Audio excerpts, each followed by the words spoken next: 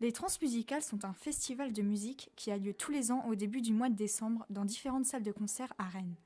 Il a pour but de faire découvrir au grand public des groupes peu ou pas connus. Lors de notre sortie scolaire au Transmusicales, nous avons travaillé sur la prise en compte du développement durable avec la norme ISO 20121 dans le cadre du festival, plus particulièrement d'un point de vue environnemental. La norme ISO 20121 est une norme ayant pour but de limiter l'impact d'un événement sur l'environnement. Notre groupe, composé de 7 élèves de 3e du collège Germaine-Tillon, va vous raconter sa journée dans l'un des festivals les plus réputés de Bretagne. Dès que nous sommes arrivés aux Libertés, nous avons constaté qu'il y avait plusieurs poubelles de tri mises à disposition. C'est déjà une bonne initiative de la part du festival. Nous faisons la rencontre d'un jeune entrepreneur. Il nous présente un nouveau moyen de paiement, le cashless. Le principe, utiliser un bracelet équipé d'une puce électronique comme porte-monnaie. Ce système permet notamment de limiter l'attente au point de vente du Parc Expo et le transport de l'argent dans le festival. Ensuite, nous avons interviewé une femme qui a énormément de choses intéressantes à nous dire sur l'environnement. Le territoire de la Bretagne, c'est des festivals culturels, de musique principalement, à la fois musiques actuelles, musique traditionnelle, cinéma, photographie, théâtre, etc. Et donc on les accompagne tous de façon individuelle mais aussi de façon collective. Donc, on a des groupes de travail tous ensemble, des groupes de travail plus par petits groupes.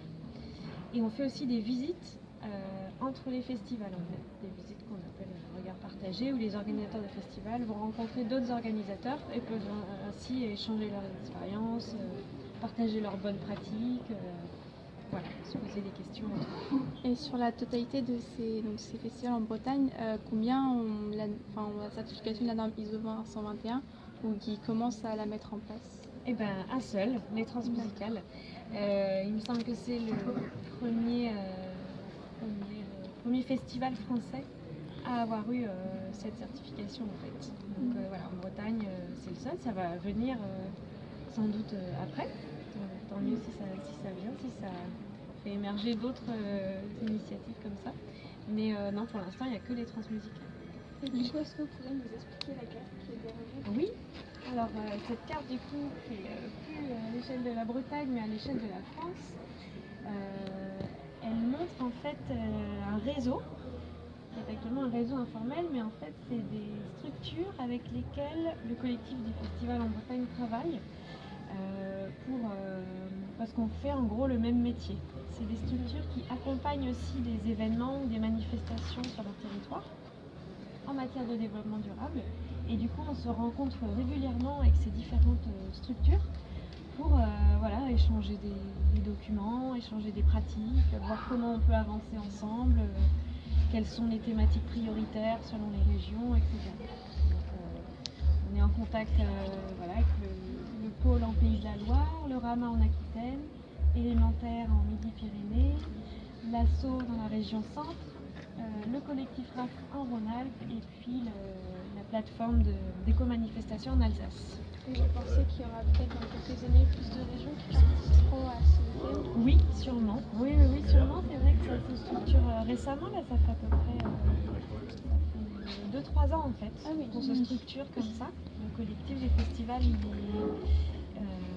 il a 10 ans à peu près. Il a 10 ans d'existence, 2005, donc ouais, c'est en cours, c'est vraiment en progression, donc oui, on espère, et puis oui, ça se structure quand même, on sent qu'il y a pas mal d'envie, il y a quand même beaucoup d'envie et de volonté des festivals d'aller vers le développement durable ou d'intégrer vraiment tous les principes du développement durable dans leur façon de faire.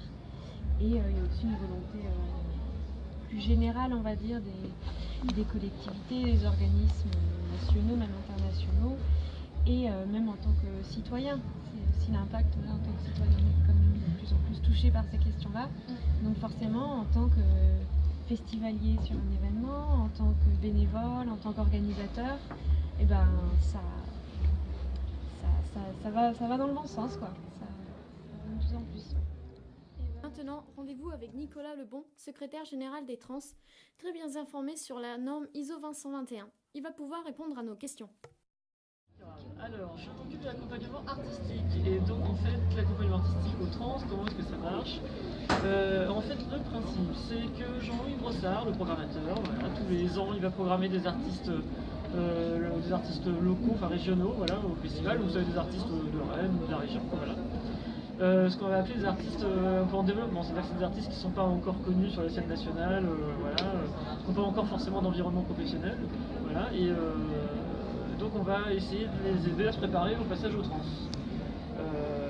Parce que le passage au trans, en fait, ça peut être important pour eux dans leur carrière, dans le sens où les trans, c'est c'est le festival en France avec Bourges où il y a le plus de professionnels qui sont présents. Donc en fait, les professionnels, qu'est-ce qu'il peut y avoir comme pro? C'est des médias, des journaux, des télés, des radios, des magazines, des webzines, tout ce qu'on veut. Et aussi les pros du milieu, donc ça peut être des maisons de disques, des labels, des tourneurs, des éditeurs, enfin toute la palette des métiers des musiques actuelles. Et donc pour eux, ça peut être hyper intéressant s'ils font un bon concert et que le projet plaît, ça peut être pour eux la possibilité de vraiment dynamiser leur carrière. Du coup, on va essayer de les préparer un petit peu à ça. Donc en fait, une fois que Jean-Louis les a choisis, en fait, on va les rencontrer, on se fait un premier entretien ensemble où on voit un petit peu quel est leur projet, ce qu'ils veulent faire, où est-ce qu'ils veulent aller, où est-ce qu'ils en sont là à l'heure actuelle. Et après, on va mettre en place des ateliers d'information pour les groupes, ou des ateliers plus un peu entre l'administratif et le théorique, et des ateliers sur l'environnement du monde de la musique. C'est-à-dire l'artiste ici, qu'est-ce qui se situe autour de l'artiste, tous les métiers qu'il y a connexes autour de l'artiste, lesquels sont-ils, et puis qu'est-ce qu'ils font, tous ces métiers-là, c'est quoi un tourneur, c'est quoi un éditeur, toutes ces choses-là pour un petit peu connaître bien cet environnement, c'est important aujourd'hui. Parce qu'aujourd'hui, un artiste, un groupe comme ça qui commence, qui est tout seul, qui n'a pas d'environnement professionnel justement, il doit un peu tout faire. C'est-à-dire qu'il fait sa musique, mais il ne peut pas faire que ça. Il faut qu'il aille chercher ses dates, il faut qu'il fasse sa communication, il faut qu'il s'occupe de tout. Et donc ça, c'est plusieurs métiers en un, donc c'est pas facile pour un musicien forcément de réussir à bien gérer tout ça. Donc là, on va faire aussi des ateliers sur la communication, c'est-à-dire comment gérer un petit peu sa communication dans le cadre de son projet et en avant des trans. Des ateliers aussi sur les contrats du travail auxquels ils vont rencontrer dans leur future carrière, parce que musicien, voilà, on n'est pas musicien, c'est un métier, quoi, voilà, donc c'est des professionnels. Donc un musicien en France, c'est la législation, dès qu'il est sur scène, il est censé être payé, voilà. Donc des ateliers là-dessus, il y a aussi des ateliers sur tout ce qui va être aussi un petit peu interview, technique de l'interview, parce qu'il y a des artistes qui n'ont pas trop d'habitude encore là-dessus et qui des fois ont du mal à réussir à faire passer un peu le message de quel est leur projet, ce qu'ils font, etc. Donc on a un petit atelier là-dessus pour les aider un peu.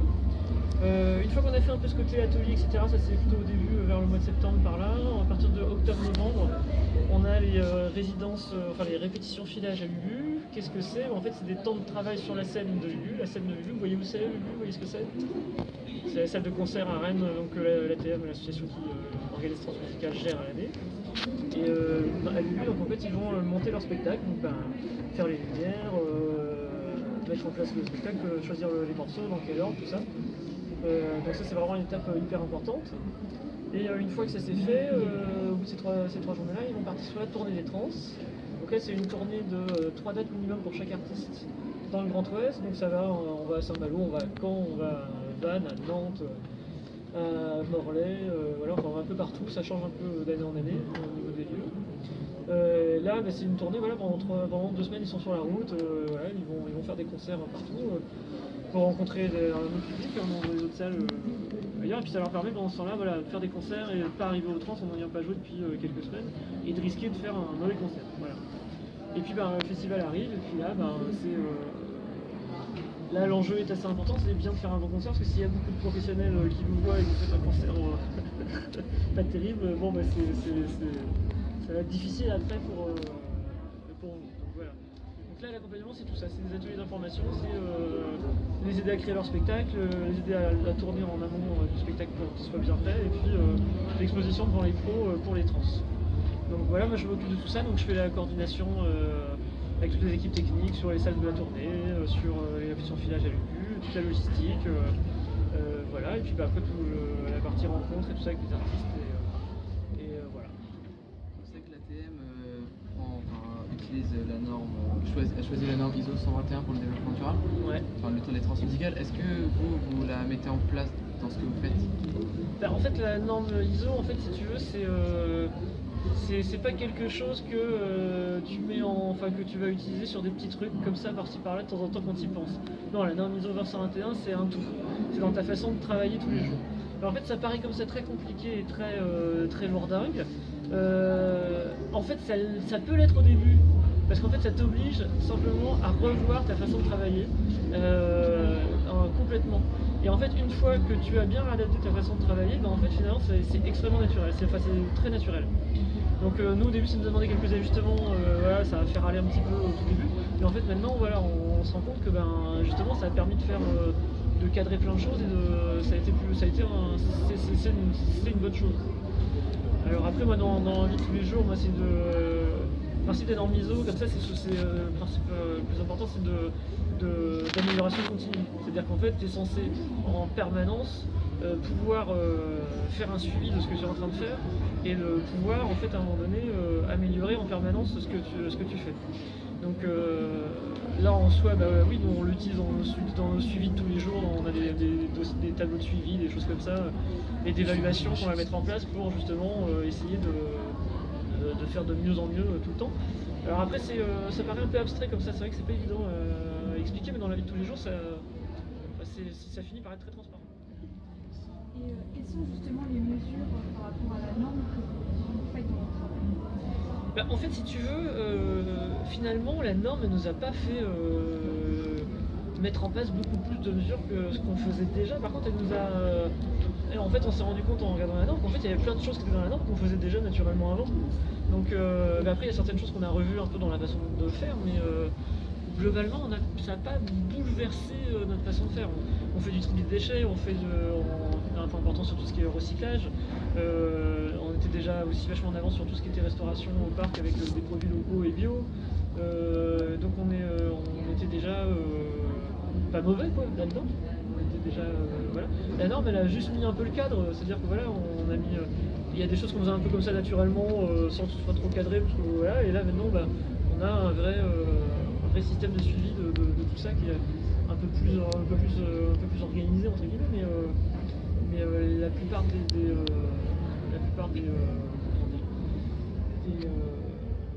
choses étaient déjà bien.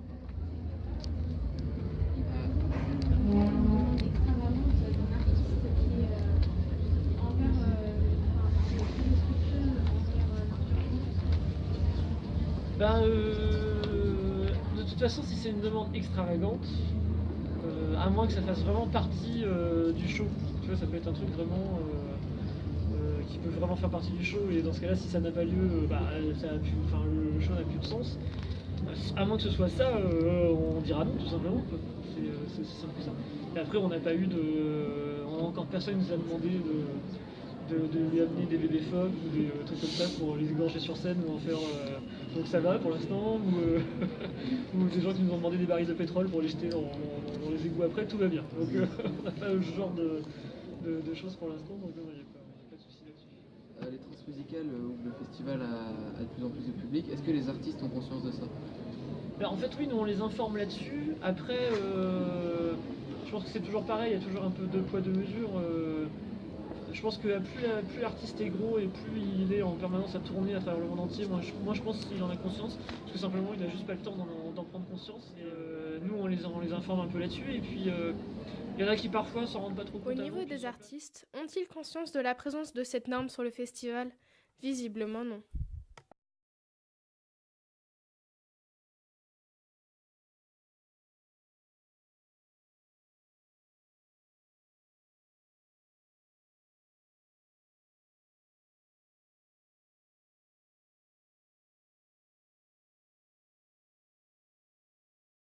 Friends here, so very personal information. Yeah, for the songwriter, like for the people who just play music in a band, if you don't write the songs, then it's very difficult to pay the bills with just music. But for us, it's okay because we are songwriters. So in the UK, and I'm sure in France as well, I don't know the name in France, but in the UK there is a organisation which is called PRS. So it's the Collection Society for Royalties in Songwriting. So every time your song is played on the radio, you receive money, and obviously every time you play a live show, you receive money. So yes, it's what is it called in France? SACEM. On fait aussi la connaissance de deux hommes très sympathiques qui militent pour faire découvrir des artistes de Champagne-Ardenne. Et vous savez quoi? Pour le respect de l'environnement, ils consomment bio. Direction Lubu pour assister au concert de Flexfab. On a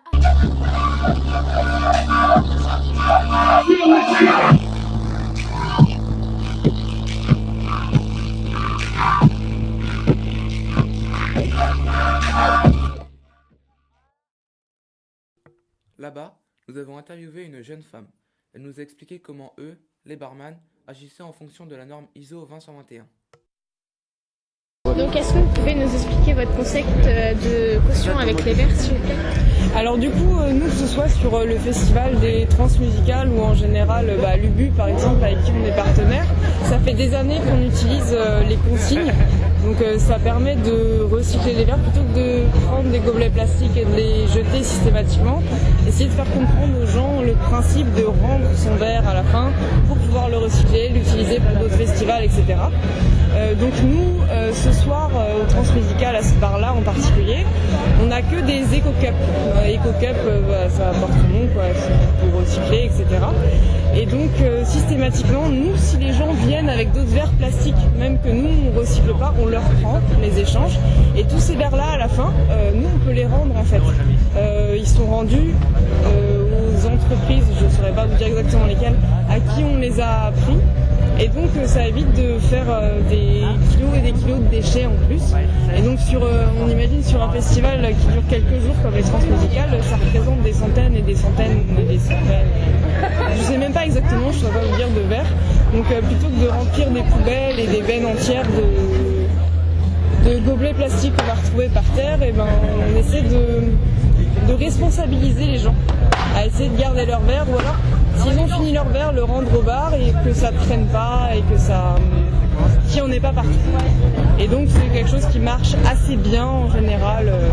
Les gens commencent à se familiariser avec ce système et c'est très pratique pour nous et c'est très bien au niveau de la gestion de pas mal de choses aussi en parallèle.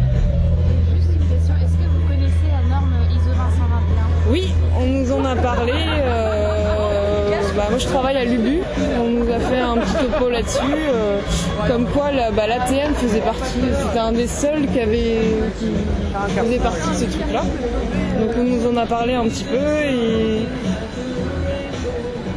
la seule chose que je peux vous dire, on essaie d'avoir cet engagement-là, de recycler un maximum, de faire un maximum d'efforts par rapport à l'environnement, ce genre de choses. Et puis, pour savoir, les verres donc sous caution, vous les aviez avant la certification, avant l'arrivée de cette norme ou, Par contre, le ISO 20121, ça c'est assez nouveau, mais nous, que ce soit au Trans ou à l'UBU par exemple, ça fait des années qu'on utilise les consignes comme verre.